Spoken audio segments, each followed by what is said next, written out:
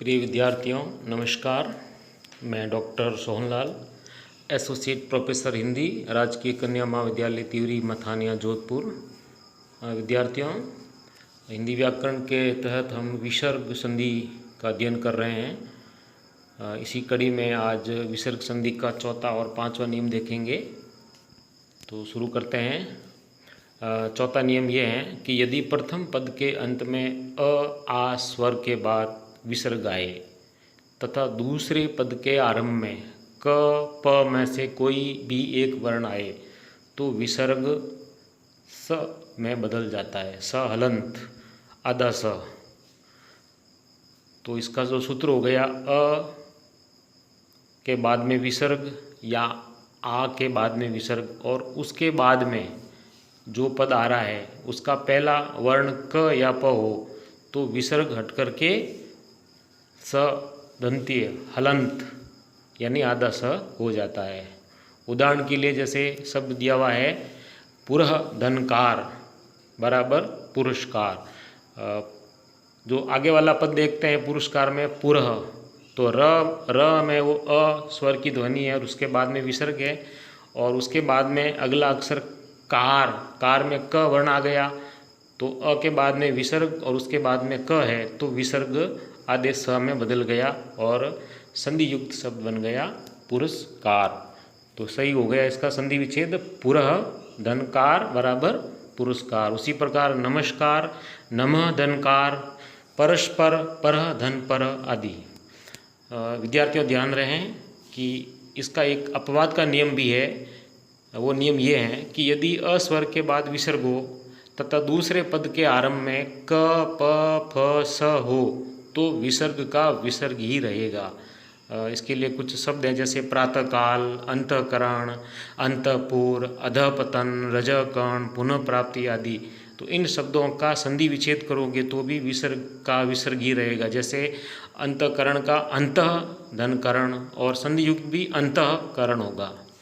पांचवा नियम देखते हैं। पांचवा नियम है कि किसी भी स्वर के बाद में विसर्ग हो तथा विसर्ग के बाद च छ श हो। च आपका तालव्य और श ये भी आपका तालव्य है, तीनों अक्षर है वो तालु से उच्चरित होते हैं तो विसर्ग का श होगा। उदाहरण के लिए शब्द दिए हुए हैं पुनः धनचर्या पुनश्चर्या, आ धनचर्य आश्चर्य, क धनचित कश्चित, हरि धनचंद्र हरिश्चंद्र, मनश्चेतना मन धन चेतना। तो एक उदाहरण का विश्लेषण एक बार और देख लेते हैं। जैसे आपका इसमें जो शब्द दिया हुआ है पुनः धनचर्या, तो पुनः में आपका न में अ स्वर आ गया, उसके बाद में विसर्ग है और विसर्ग के बाद में च वर्ण आ गया तो विसर्ग हट गया और उसकी जगह श हलंत आधा श हो गया तो शब्द बन गया पुनश्चर्या। उसी प्रकार आश्चर्य में आपका जो आगे जो वर्ण है वो अ है और उसके बाद में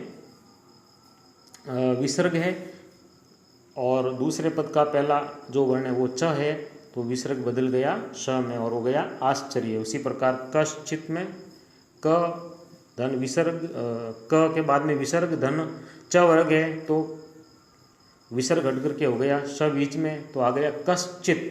उसी प्रकार हरिश्चंद्र हरि धन चंद्र, मनश्चेतना मन धन चेतना।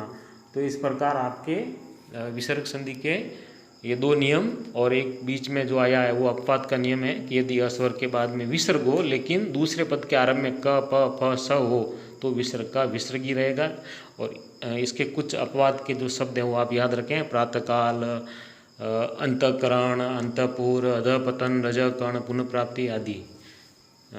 विद्यार्थियों आप इसी प्रकार इस प्रकरण के लिए चैनल से जुड़े रहें और संधि के जो नियम है वो क्रम से आप देखते रहें बार बार। इससे आपको सभी नियम याद हो जाएंगे।